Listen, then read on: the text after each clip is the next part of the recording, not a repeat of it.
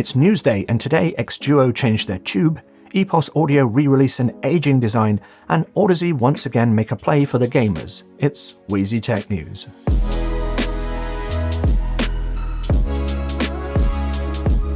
Hey guys, this is Noel, and this is Wheezy Tech News, the show where I talk about some of the recent news in consumer audio tech that I found interesting or that I thought might be interesting to you, so let's get on with the news. XDuoo have a new version of their entry-level desktop tube hybrid amp, the MT601S. This is an update to their previous MT601 single-tube amp. The MT601S has a 12AU7 vacuum tube with a Class A transistor amplifier circuit. In theory, this is meant to provide clean power and low output impedance via the solid-state amplifier circuitry with a little dash of added tube color in the preamp stage. Although in practice, when I reviewed the MT602 last year, which is of similar design but using two 6J1 tubes in the preamp stage, subjectively in a blind volume match test, I didn't think the tube did all that much, if anything, to add any color to the sound. At least not with the stock tubes. I did pick up a pair of GE tubes to test with, and will probably do a follow-up at some point. My main complaint with the MT602 was with the large amount of channel imbalance caused by the volume pot, which was very noticeable below the 12 o'clock position. And as the amp has a decent amount of power, one rarely needs to go all the way to the 12 o'clock position. The amp could have benefited from either a better volume pot or a gain selection switch so that sensible listening levels could be adjusted to around that 12 o'clock mark. I never tested the original MT601, but as it was part of the same range,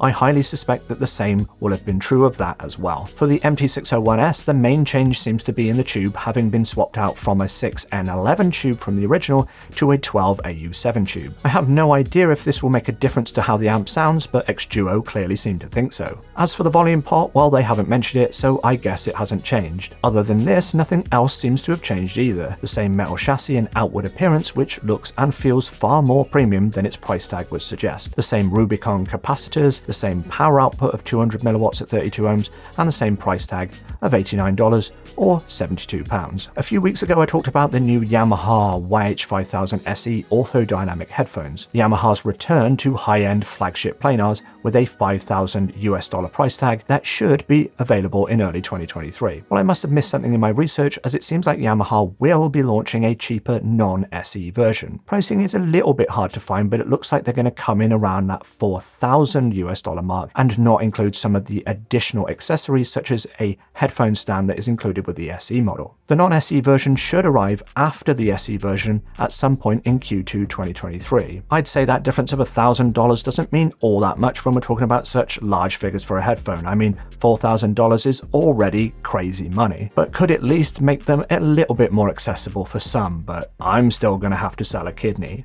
Epos Audio, the brand that took over Sennheiser's old gaming division, have released a new version of the GSX1000 gaming DAC, which was originally launched under the Sennheiser name. The GSX1000 second edition is a refresh, bringing it up to date for the current market. Visually, the GSX1000 looks largely the same as the original, with the silver volume dial now swapped out for an all-black dial for an all-black look. And in terms of features, the second edition still supports the same EQ profile, 7.1 surround, microphone side tone and chat balance and so on. And on the back there are the same 3.5mm headset connections and line out, which can be used as a preamp for powered speakers, but what's changed is a micro USB connector, which has now been swapped out for a USB-C connector. Under the hood, there does seem to have been some changes, with the most significant update being the upgrade to the microphone input to support 16-bit 48 kHz audio, the mic input being the weakest point on the original, as it only supported 16 kHz audio. I had the original and it was a great little device for its time, but not without its issues. I like the way that it provides two audio sources in Windows, one for chat and the other for main audio. You could then control the balance of chat audio to main audio with the dial wheel on the side. The GSX1000 gives you the option to set up the device as a native 7.1 system in Windows. The device will then mix this down to stereo and give you a 3D sound. It was also capable of being used in stereo mode and then provided you with a virtualized surround sound. This effect is easily the best implementation of virtual surround that I've heard on any device before or since, and had me regularly looking over my shoulder for sounds that I heard in the headphones that I was sure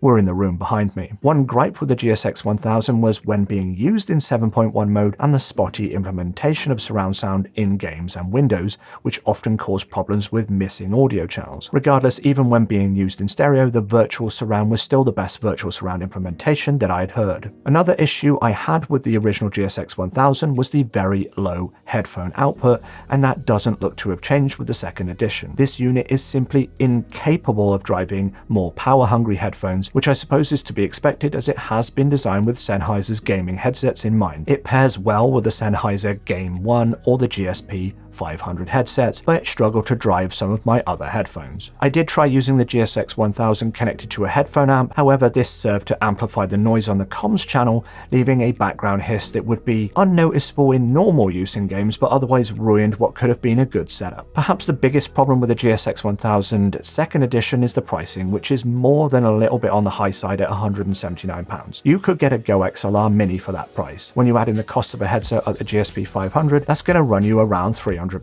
And I'm fairly certain that Epos already have some great headsets with 7.1 surround implementations for a lot less than this, and I'm sure there are plenty of other decent options within this price range, such as the subject of our next story. So I'm not really sure that the GSX1000 has a place in the market at this price point these days. But perhaps if you already have a headset that you like and you want to get away from onboard audio and also want a neat little solution to control and easily switch between your headphones and your speakers, but also you want microphone side tone and the ability to balance game and chat audio, and probably most crucially some of the best virtual surround that you can get, the GSX1000 is a cracking little device for gaming immersion, and hopefully this 2nd edition version has at least fixed the most annoying flaws of the original. Hey, do me a favor at this point, if you like this sort of content then I'd really appreciate it if you hit the like button. It actually helps out the channel a lot more than you might expect. Audeze have a new wireless gaming headset, following up on their well-regarded Mobius and Penrose designs. The Mobius launched in 2018, and when launched it was probably the best and most expensive gaming headset that you could buy, featuring planar magnetic drivers and spatial audio. Audeze later followed up with the Penrose in Xbox and PlayStation flavors, based on the same Mobius design with a lower price tag and lacking the spatial audio. Now Audeze are back with the Maxwell, an all-new design which is also available in both Xbox and PlayStation flavors, and also supports the PC and mobile usage, including the Nintendo Switch. The list of features is truly impressive. A 90mm planar magnetic driver with Audeze's phaser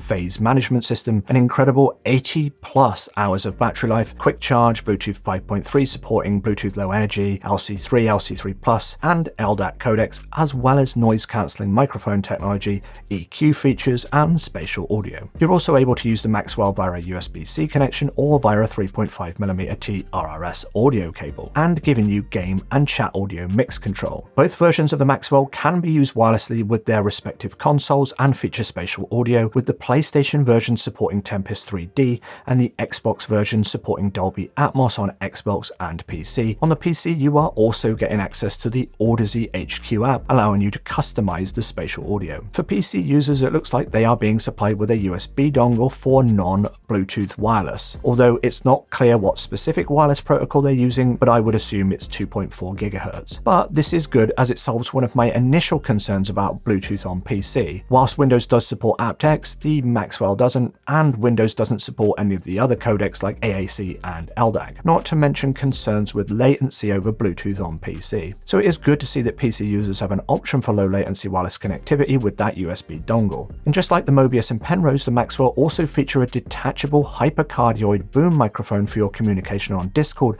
and rage-fueled screeches at your teammates. This microphone has apparently been designed by Shure and is said to feature AI-powered noise reduction technology. The Maxwell also has an additional array of 5 beam-forming microphones built into the headphone for when not using that boom microphone. On the subject of the build and comfort, they are full-size over-ear headphones with a headband constructed from aluminium and spring steel, which looks like it should be very durable. They come with round leather or at least pleather ear pads and a suspension headband design which again looks like leather or pleather. The weight, however, is a rather heavy 490 grams and a significant increase over the Mobius and Penrose. Comfort is supremely important for a gaming headset where one might be wearing these for hours and hours at a time. Leather ear pads and headband padding are longer lasting and easier to keep clean than fabric or velour, but are generally not as comfortable for long-term listening, and neither is a heavy headphone. When you're wearing a headphone for long periods of time, the lighter they are, the better, and 490 grams is quite heavy for a gaming headset. And you are going to feel this. That's going to mean significant pressure on the top of your head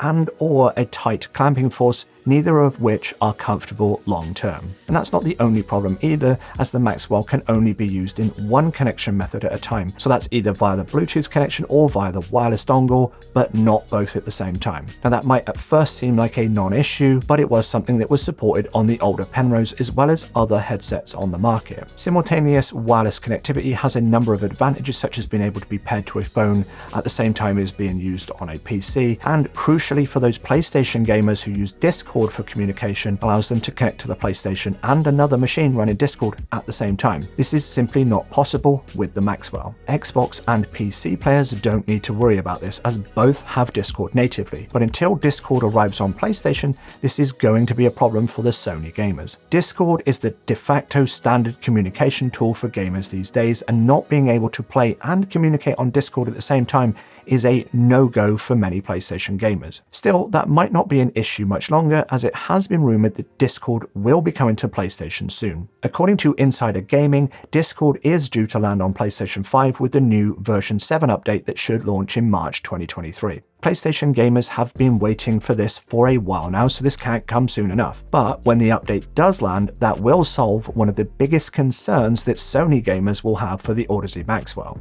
Hey, editing Wheezy here because I forgot to mention the pricing and release date for the Maxwell. And excuse the hoarse voice, I finally picked up that illness that's been going around the world for the past 3 years. And yeah, I feel pretty terrible, I'm not gonna lie. Anyway, the Audeze Maxwell is due to start shipping in January 2023. Pricing is $299 for the PlayStation version and $329 for the Xbox version.